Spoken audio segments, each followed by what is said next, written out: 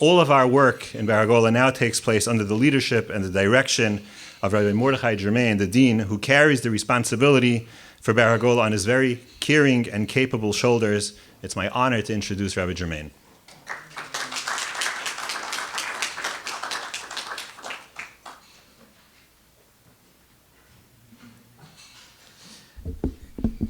Good evening, everyone. Thank you all for coming. Bershus Demora da Asra, Rabbi Robinson. I had the good fortune of meeting the Rav. I want to thank everyone for coming. It's extremely strengthening to see such a beautiful turnout. It's an honor for us, the yeshiva, to be able to celebrate Glenn and Lenore Richter's anniversary. An anniversary is not just a marriage. An anniversary is not just about love, but it's about commitment.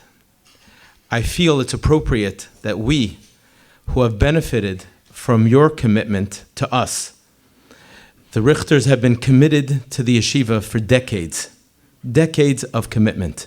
How appropriate it is for us, the yeshiva, to be here to celebrate together with you at your anniversary.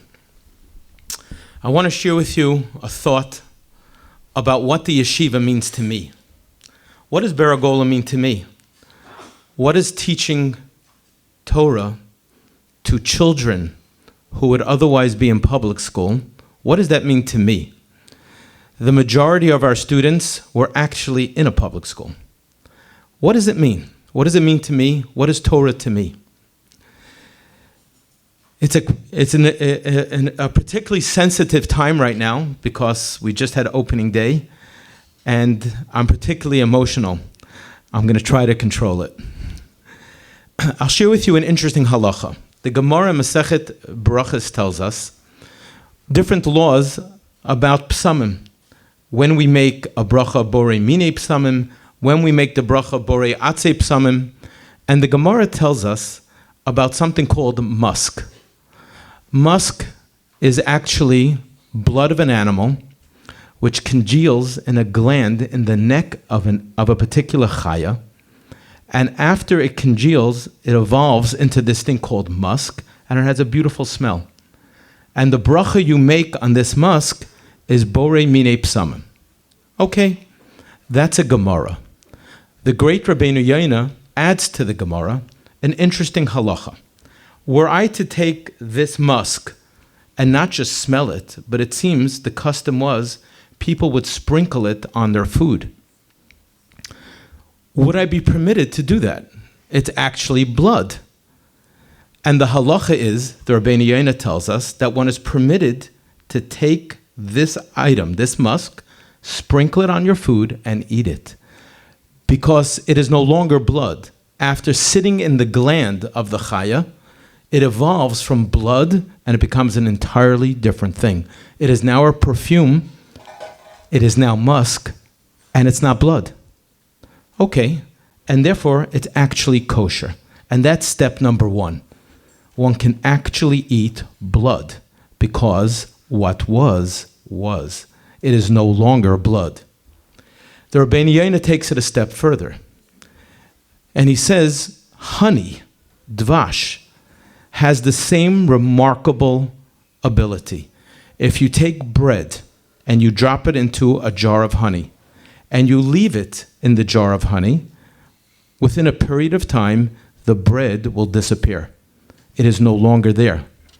And he says, were you to take a piece of pork, drop it into the honey, leave it in the honey for a period of time, until the pork disappears, you are completely permitted to eat that honey.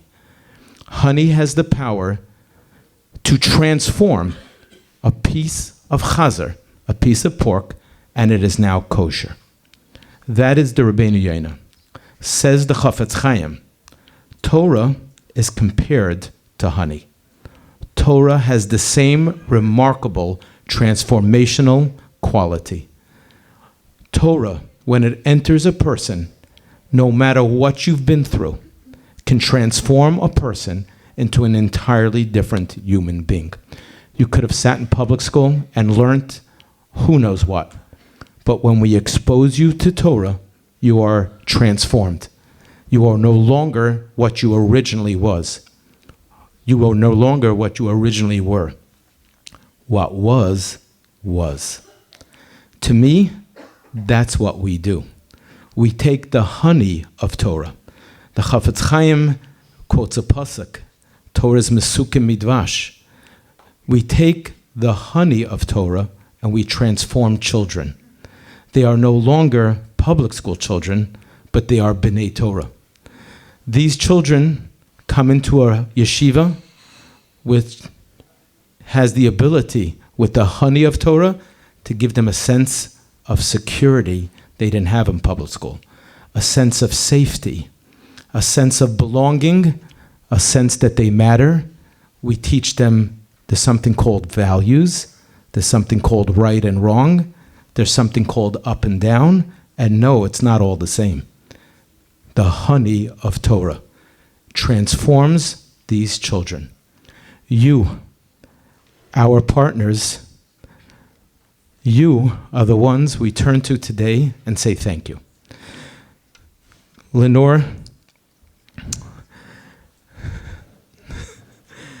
what you have done for us, what your people, what your community has done for us, what you have done for the hundreds and thousands of children.